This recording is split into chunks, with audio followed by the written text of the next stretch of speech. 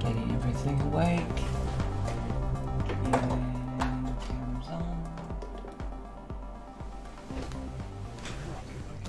Wow. Oh, hey. Get all that up and awake, alive. Sorry, I'm having a moment of waking up still. Today's one of those days. Would you believe it? Today is one of those days. I have to run off at exactly 9:30 today. Come and chat and do.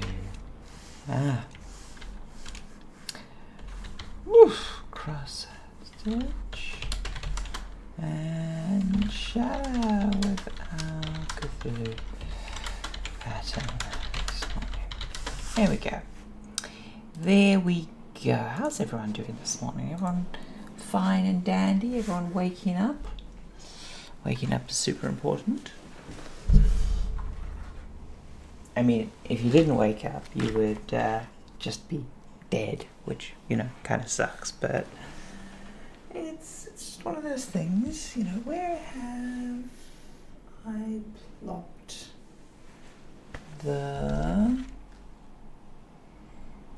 where have I plopped my thread? Okay, so there is the bits there. Did I put it back in? I might have put it back in the thing. Let's see, I think I might have put it back in here. I am still waking up. I will fully admit to that. Is that it there?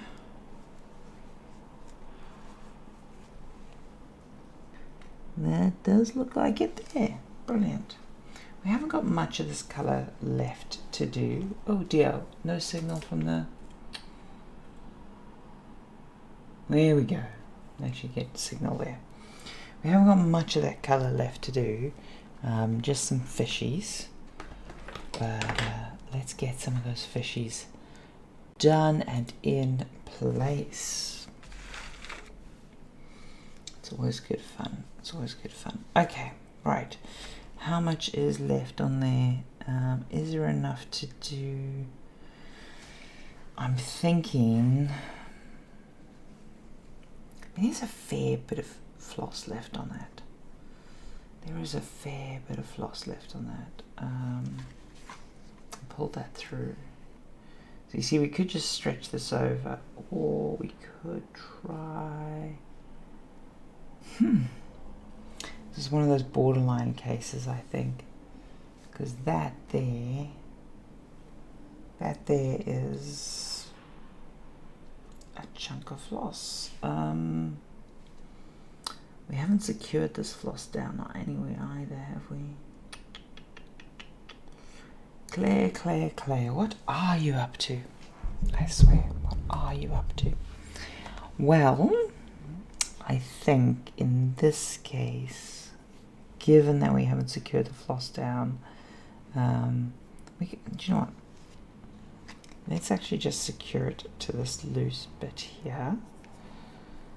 And then once we've done that, I'm going to snip it. And I think I'm just going to get a fresh piece of floss, just to make my life easier. It's not a huge drama. There we go.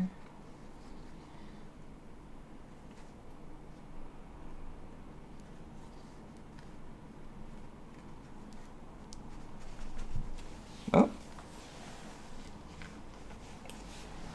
Pop off there. Brilliant.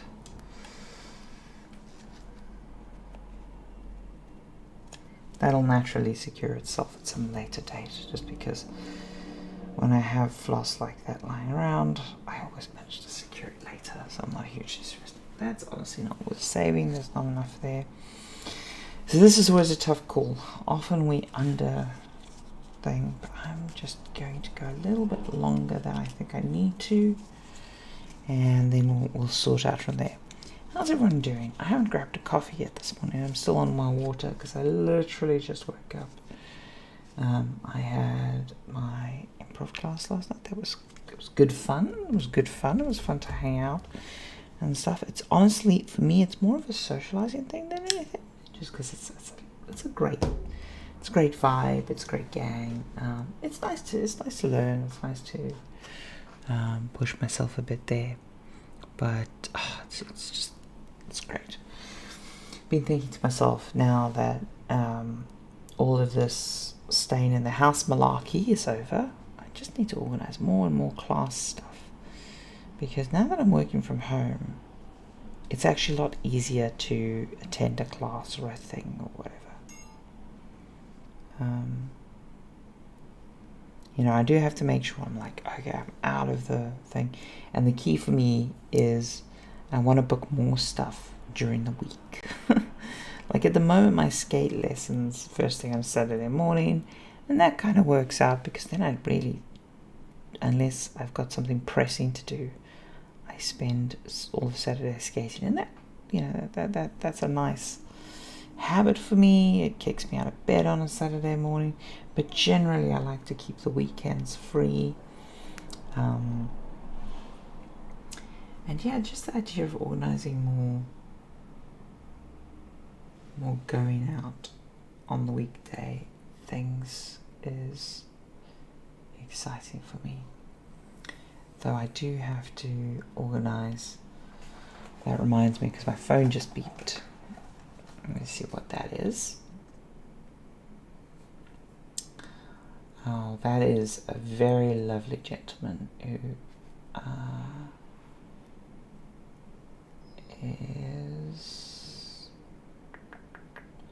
is offering to do something for me. The way I say that, it sounds so salacious. It is a friend I used to work with offering to check up on the staff store about a thing.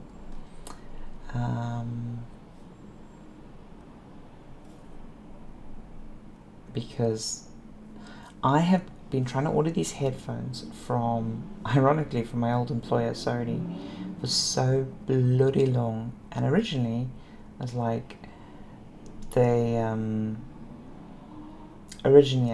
okay, I'll just order them from Amazon, fuck it, just get them there. And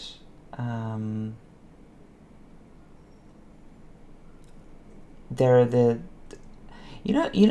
silly Raycon headphones that everyone always is advertising. Well, the really nice version of those, and the one that pretty much everyone recommends, is the WF-1000 series, which on their fourth revision. The fourth revision is particularly highly reviewed. So I like earpods, but the fourth revision specifically has got this nice round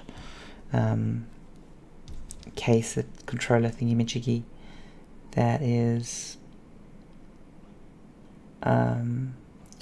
it's a really nice aesthetic. It's a lovely design, and it constantly gets good reviews. And I was like, I'll just order it. So I ordered it from Amazon, and not like Amazon third-party sellers or whatever. No, I ordered it directly from Amazon. And in the end, they just didn't arrive. And I got hold of Amazon, and I was like, what the fuck? They're like, our person said that they arrived. I was like, nope, they sure as hell didn't, and it's a signature required, so where's my signature? They're like, oh, we'll just refund you. And I'm like, can you just please send me the headphones? It's like, no, too much faff, too much work, we're going to just refund you. And it's like, well, fuck you too, bitches, because you wasted all my time. And the thing I wanted isn't my money for you to be held for a while and run through your various escrow accounts and invested while I faff around headphones. I want my bloody headphones. I'm like, nope, can't do it. Just have to reorder them. I'm like, you mean the thing that's out of stock? Oh, yeah. It's like, fucking terrible customer service.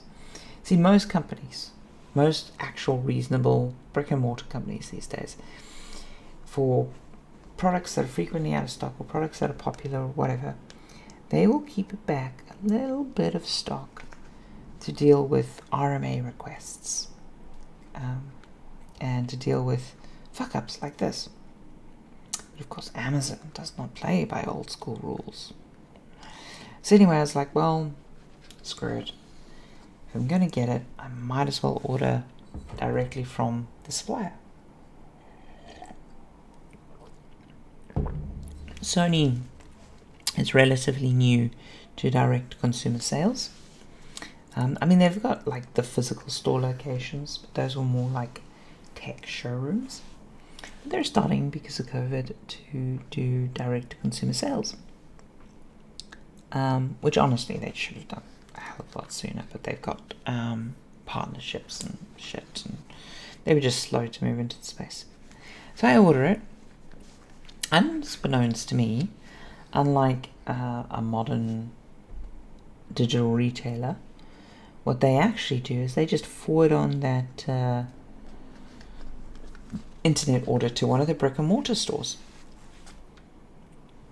And I'm like, okay, fine.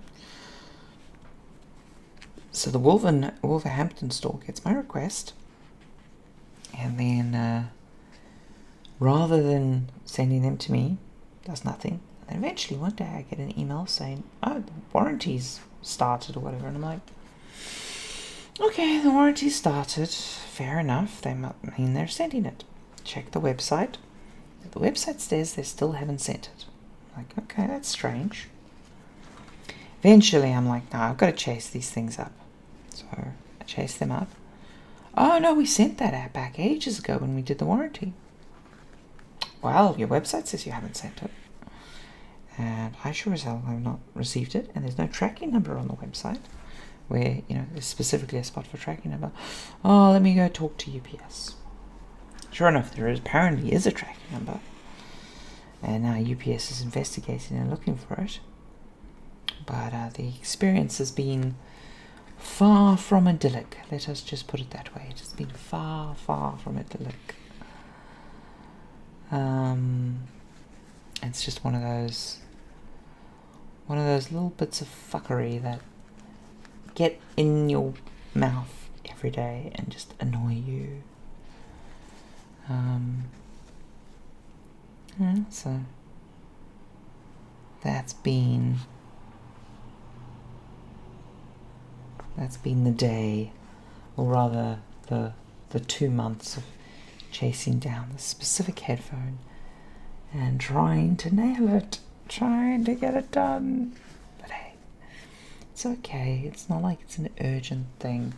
It's just that low-key background frustration and annoying, A little bit of frustration in the background to annoy you. That's what I've been up to. That's how that's been going. Yeah. Thankfully, I don't leave the house much. But then when I could do something like involved to that improv class I was telling you about, that's when I really notice the absence. Because sometimes you just want your tunes. And one of those times is when you're just buzzing from a really good night, you've got a drink or two in you, and you just kind of want to dance in the street. You know that vibe? Don't know if anyone else gets that vibe. I think the thing that really gives me that vibe is when I'm doing something and I'm out at 3 a.m, 5 a.m. Like when you're still buzzed and the sun's coming up. Oh man, that's a good feeling. Such a good feeling. Walking through the empty streets. Maybe a few people heading off to really early jobs. Yeah, that's a vibe. That feeling where you haven't slept for 24 hours and you're just, oh man, it's a good feeling. It's a feeling of adventure. Feeling of going off and doing something fun. Yeah, for me that's a top tier feeling, that is. I should check.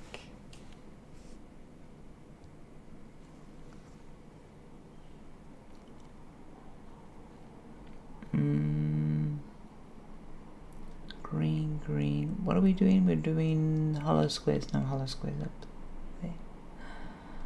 Okay, I can trust my markings. There we go. So this is a very, very dense area. I'm just like, can I trust you? And one cross stitch is like, maybe.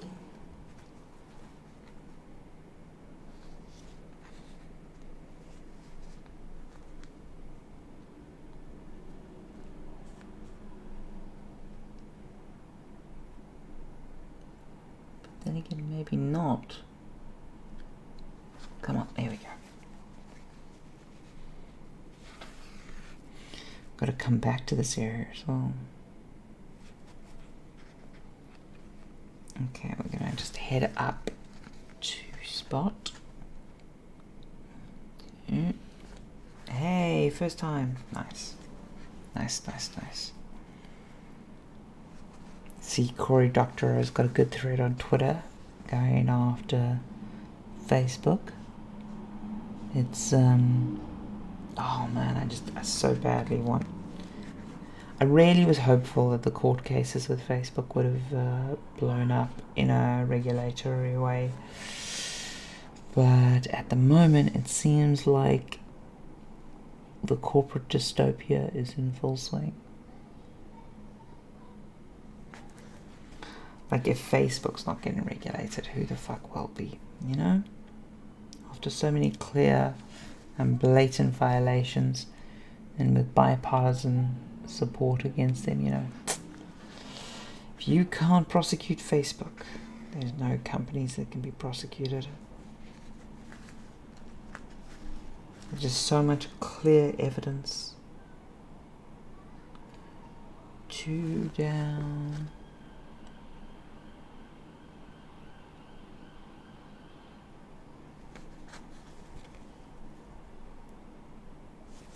No.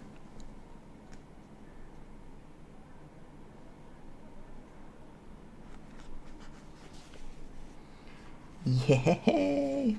Got it. Got the spot. Progress.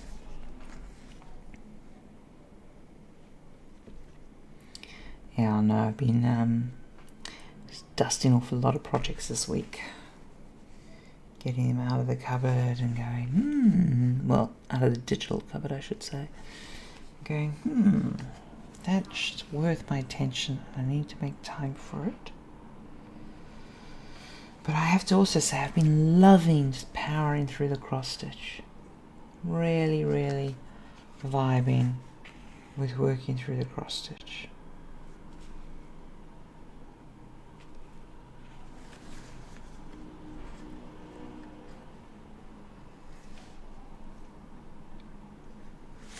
Oh dear, I feel like I'm gonna sneeze.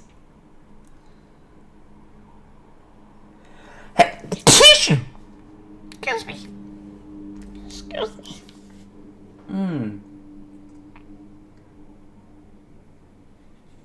Okay, here we go.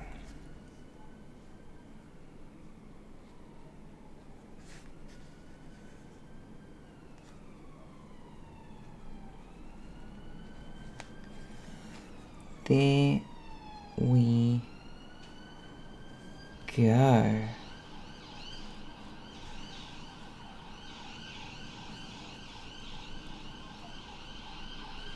Okay. Now, I could be good and continue this floss, but I don't think this floss is going to be enough for the...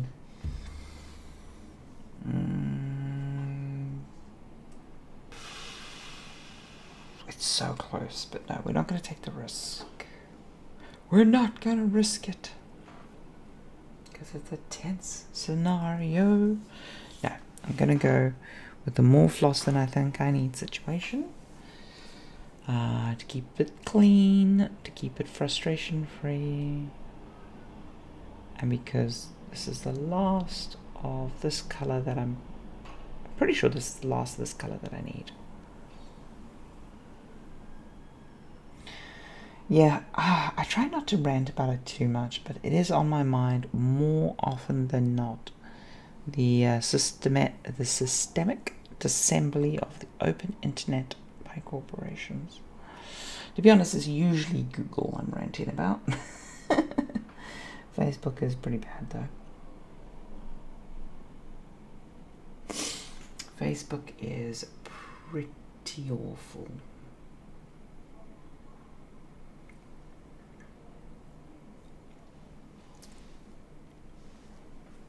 There we go. There it is.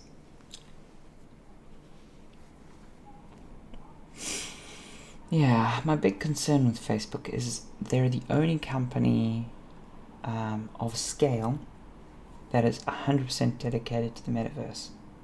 And I mean, they are dedicated to it. Epic, very, very invested in the metaverse battle, but unfortunately they need to sort out their platform problem first. So they're trying to sort out their whole problem with Apple, but they lost the court case. And then did you see Tim Sweeney's latest tweet about how they're not actually going to let them back on the platform? Morning, love. They're not going to let them back on the platform because of statements made after the court case. Even though in court they said they would let them back on the platform. Now, it's technically their prerogative as a private company, but that is kind of the entire fucking point of the lawsuit in the first place. I feel really bad for Tim, because he's a good guy. He's a good guy. Now, don't get me wrong, it doesn't mean that there isn't some self-interest and profit motive in what he's doing, but that doesn't fully taint what he's trying to achieve. He's trying to achieve something that we should all be cheering on, and unfortunately he has not been successful because, again, corporate dystopia. It's a wonderful thing.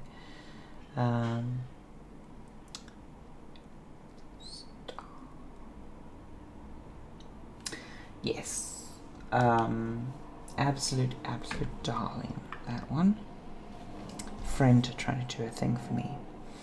It's like, I'll check every day for you, and I'm like, oh, thank you.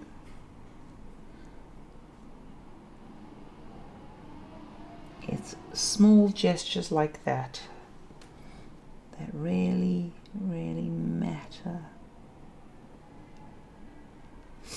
Whenever someone's like, oh, I'm going to do this big grandiose gesture, I'm like, yeah, dial it back. Dial it back.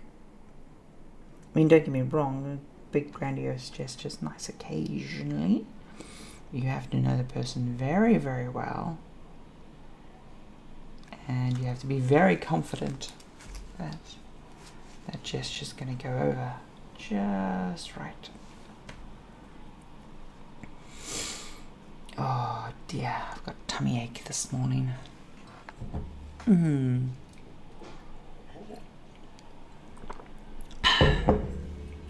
I ate a bunch of junk last night.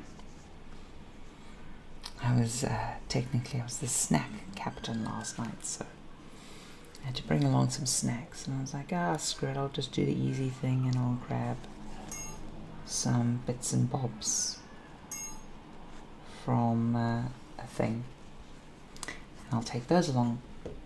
Oh, what's he up to now? Absolute star. So yeah, I was like, oh, I'll just do that and sort that out and it won't be a problem. Sure enough, it became a whole thing because I grabbed too many and then I ate junk that I try to avoid to eat.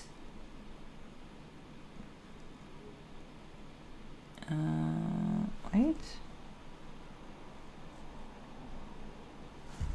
Yeah, I need to backtrack one.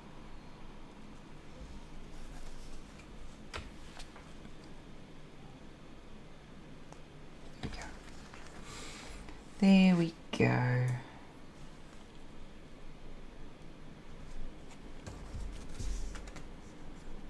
sorted. Yeah, this side is harder to work on because there's just more flap. And it goes flappity flap about. But yeah, so I got a few naughty snacks in my tum-tum. And it's amazing when you're not used to eating just certain kinds of junk food in a while that your stomach just forgets how bad it is to process some of this stuff. It's an interesting phenomenon about junk food and food processing, about how so a lot of people just think of their tummy as like a vat of acid. It's not actually the case. Most of the digestion's done by specialized bacteria, microbiome, as the trendy kids call it. You can find a bunch of diet books and stuff about it. But anyway, the reality of the situation is that you have a bunch of tiny little animals in your tummy that eat what you eat. And these animals, these bacteria, can send signals to your brain to say, I'm hungry.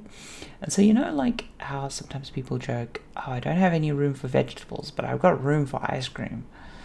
There is an actual chemical response and reason for that. As in, like, you can have physical space left in your stomach, but your biome that can digest certain kinds of things could literally be at capacity, whereas you could have some bacteria sitting there starving going, oh, we only eat dairy or whatever. I mean, it's not as broad as that. It's usually like specific proteins or specific chemicals or groups of chemicals they go after. So a classic one is cheese, and cheese has, oh god, what are they called? I think they're called caseins? Anyway, cheese has this stuff in it that a certain type of bacteria really, really likes. And so if you eat a bunch of cheese, the amount of this bacteria, because you're feeding it in your tummy, grows. And that means you can eat and digest more cheese, but it also means that there's more bacteria in your tummy saying, I want cheese. And so you get these cheese cravings. And then, yeah, the more you feed it, the more you need to eat cheese. Or the more cravings you get. Obviously, if you slowly starve that bacteria, it's a thing. And this happens with a lot of junk food. And the crazy thing is, the food companies have known about this for a while, because they fund a lot of research into digestion and things because that's their business. And so they started tailoring certain processed chemicals, certain food groups that technically are nutritious, but they were like, well, if we get this food group in all of our products, then it can become a signature craving. Or they do it by groups of products or whatever. They lean into it because they're like, wow, we know that this engineers this kind of bacteria and blah blah blah blah blah. Anyway, it does mean that if you avoid certain kinds of junk food for a while, some of the bacteria that's gotten really good at nomming on that stuff starves out of it. So then when you eat junk food like you used to eat junk food, your tummy all of a sudden has a bunch of a food that it's not very familiar with, and it goes, oh, I can digest this, but it'll take a while. That's when you can get a little bit of a tummy ache. Just like your tummy remembering that you ate that thing like a whole day later. You can still eat other stuff and whatnot, but your tummy's like, oh, I'm kind of just still working on this. Of course, one of the things you can do to help your tummy with this is you can, whenever you're eating exotic foods or foods that are new to you or foods that aren't frequent in your diet, just go for a smaller portion. Portion. You'll be fine. Because your body's actually pretty gosh darn amazing, and then we're one of the creatures in the animal kingdom that can extract nutrition from the most diverse sources, and we're really good at it.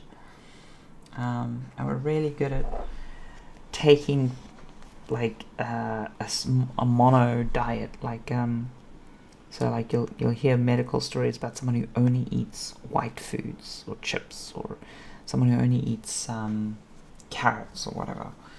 And yeah, there's some amusing medical conditions that can arise from only eating carrots or whatever. I'm sure everyone's familiar with the whole carotene story.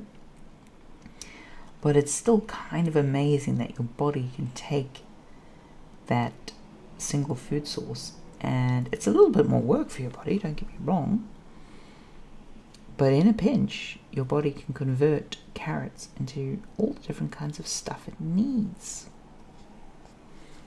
But of course, this causes a problem sometimes, because sometimes you get an overly eager vegan or something trying to feed their dog a vegan diet or their cat a vegan diet, and you're just like, bitch, they ain't like us. They do legitimately need meat. I mean, if there's certain things you don't eat, your body has a moment of extra work to replace it or whatever. And as I say, there are some conditions you can get, but it is shocking at how good your body is for compensating for bonkers dietary stuff.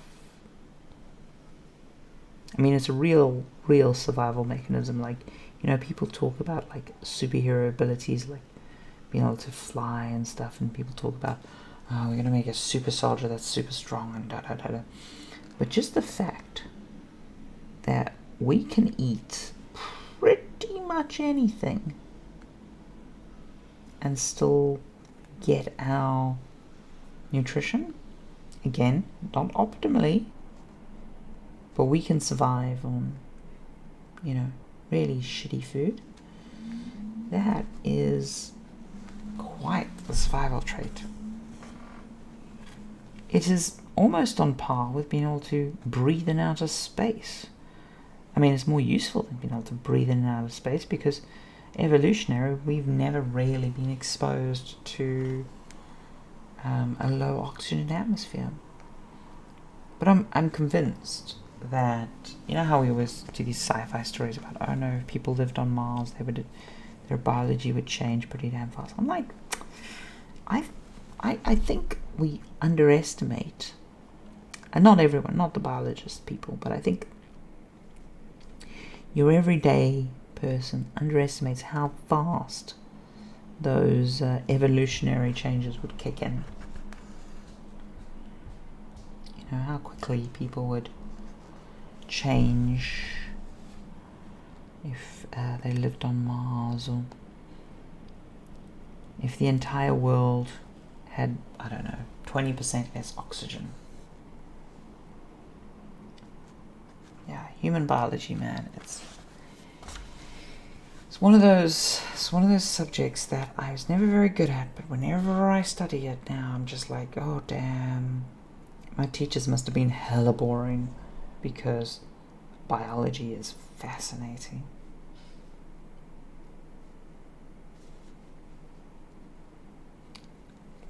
Because it is frustrating like that when there's a scholastic subject that you did that you remember as boring as hell.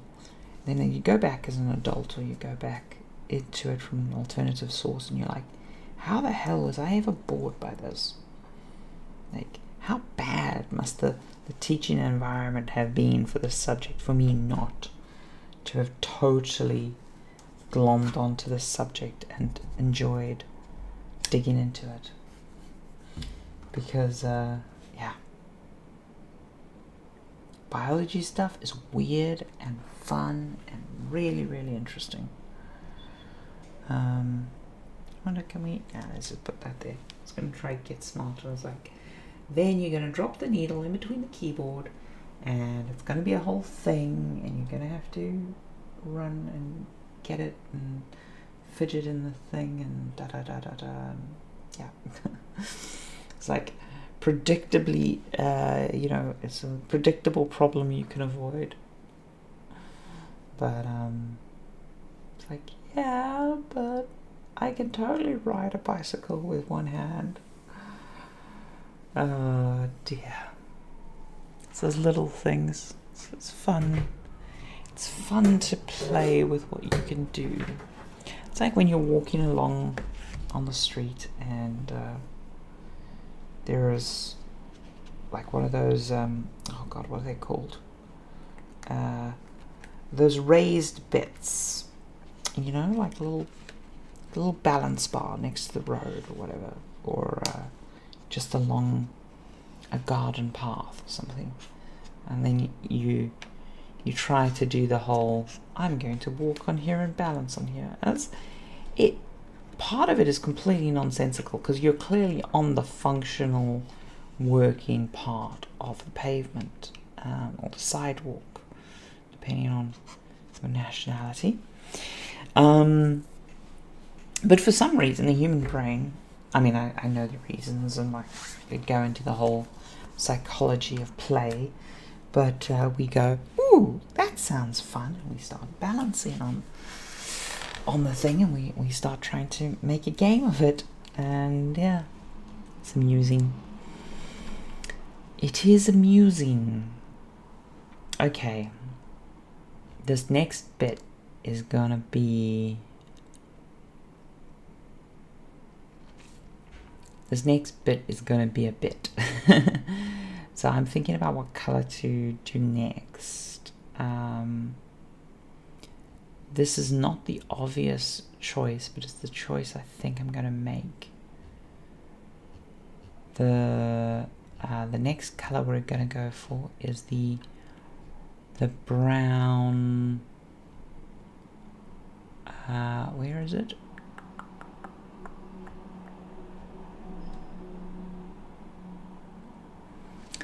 Oh wait, so these are half stitches.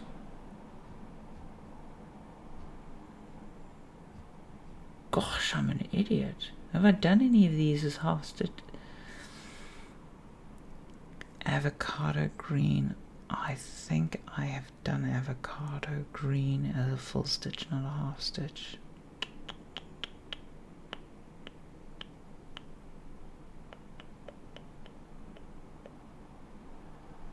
Well, lesson learned. Sorry, I'm just... So, this is a half stitch. Brown VY light.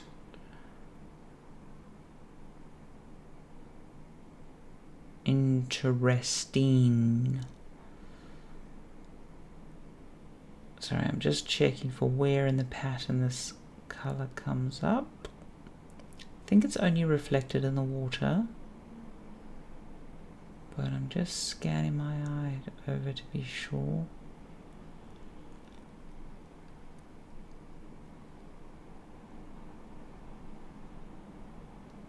It's only reflected in the water.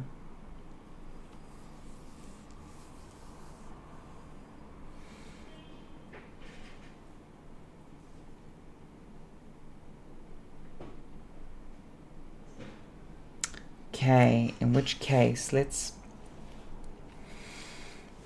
mark it down. Let's get it in, because I really just want to get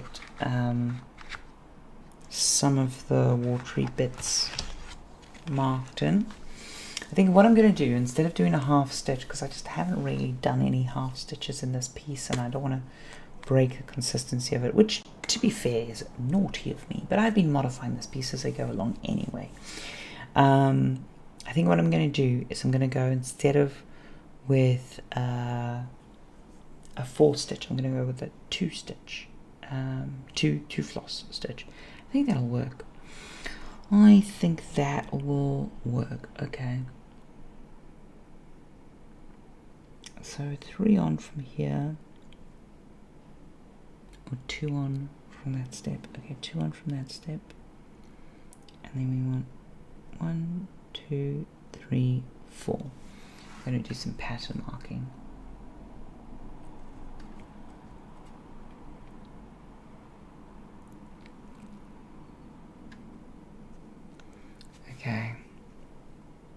1, 2, 3, 1, 2. There we go. There is actually a thing I'm going to watch tonight about the intersection of physical crafts and video games. That is, a friend is on a panel and they're doing an online talk tonight, and I was like, that sounds interesting and entirely up my alley, so I'm going to be taking a peek at that. I was actually rather sad. I had a meeting yesterday and I missed one of my friends did a Twitter space. So Shahid on Twitter, he used to work at Sony with me, and he's been on his own for ages trying to get back into making video games.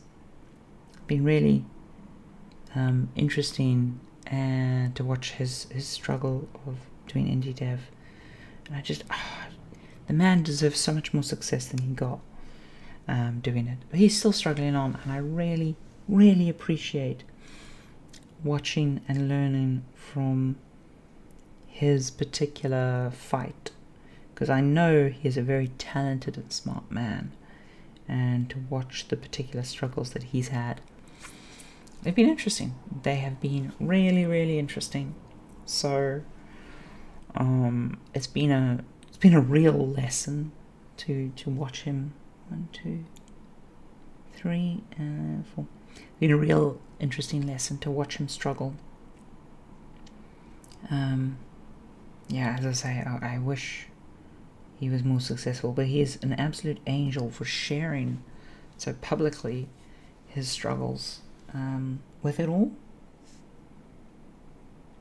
And yeah, I have the utmost respect for him, utmost respect. And he was doing a Twitter space yesterday, reading through his thread and stuff, and yeah, it's fascinating, the whole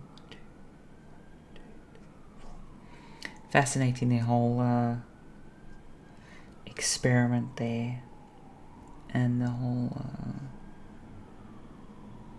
thing. And yeah, unfortunately I had a meeting which meant I couldn't listen in while I was working, because that was my plan. My plan was to carry on working and then just have him on in the background, support his thing, because whenever I get a chance to support him, I'm just like, nah, the guy needs a bit more cheering on, deserves it, really solid guy, let's cheer him on. Because yeah, as I say, if anyone deserves it. I think the thing that was the most eye-opening thing for me watching his struggles is just realizing all these favors you think you can call in, whew, it's surprising about how many of those don't actually show. I mean, don't get me wrong, some people are very good at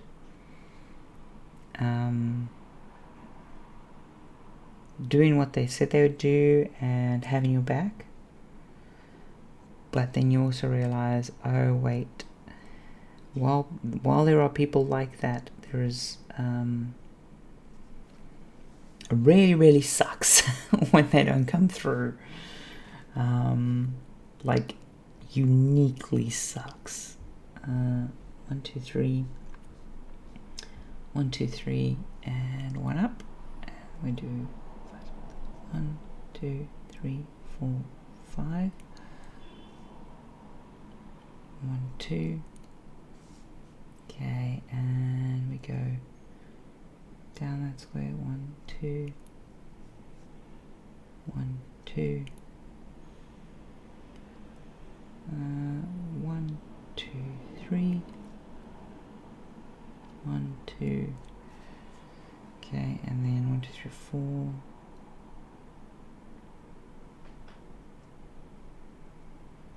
Got to be really careful sometimes. Sometimes my pen jumps to a spot and I'm like, oh yeah, it starts from here. And I'm like, no, it doesn't. It doesn't.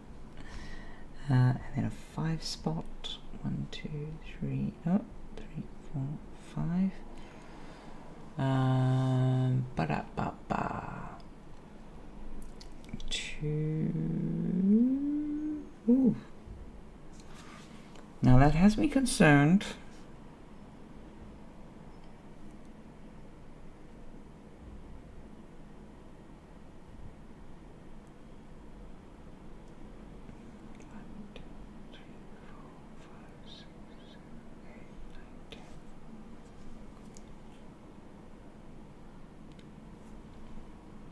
One, two, three, and then that's 6 wide. This pillar is no, hold on. 1, 2, 3. 1, 2, 3. 1, 2, 3. Oh, this pillar is slightly over. Okay, how much of a problem is this? How much of a problem is this? See, this is where those places, this is why I wanted to get some of this in, because this is where you spot those problems.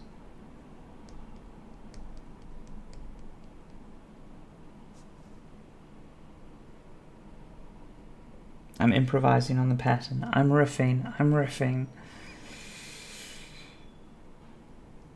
It's gonna just be one of those cases where we have to riff. Oh, this is gonna sting.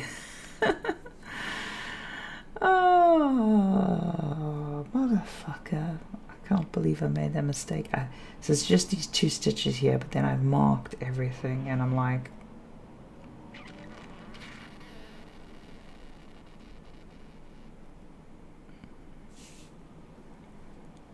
yeah, that sucks.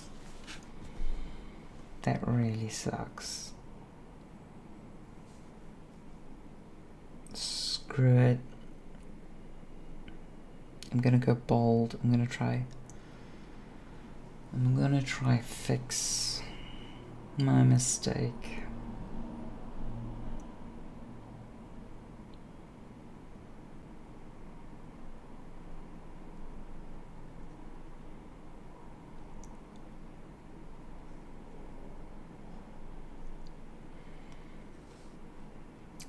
Four step and then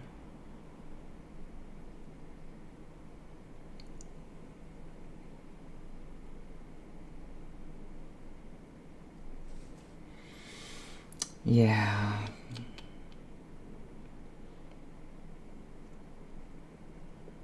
That's a pain in the neck. That's a legitimate pain in the neck.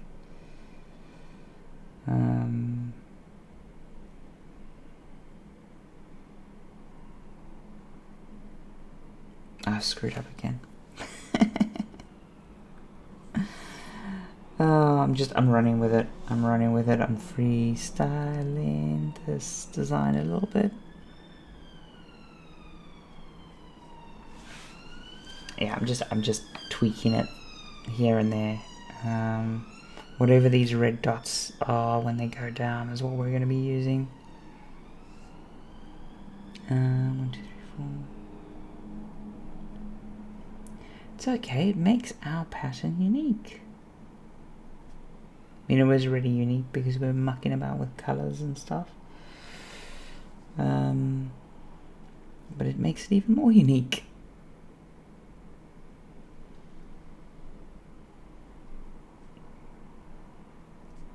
And because it's unique, I'm gonna faff with some confetti designing. Like, I am literally just freestyling some dots here. I mean, I'm painting with thread. It's my painting. I can do what I want. The pattern is a helpful guide.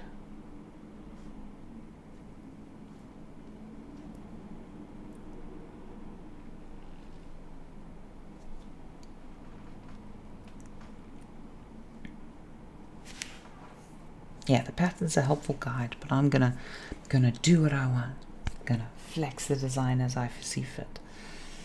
I think is that all of it? Yeah, that's all of it.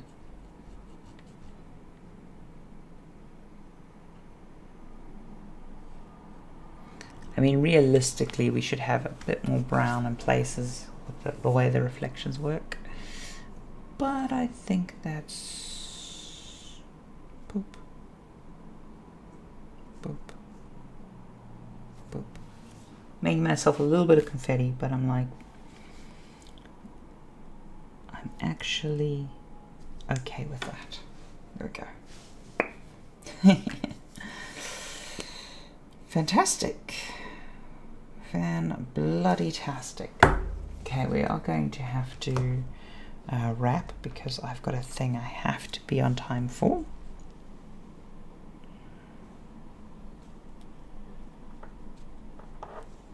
So there we go.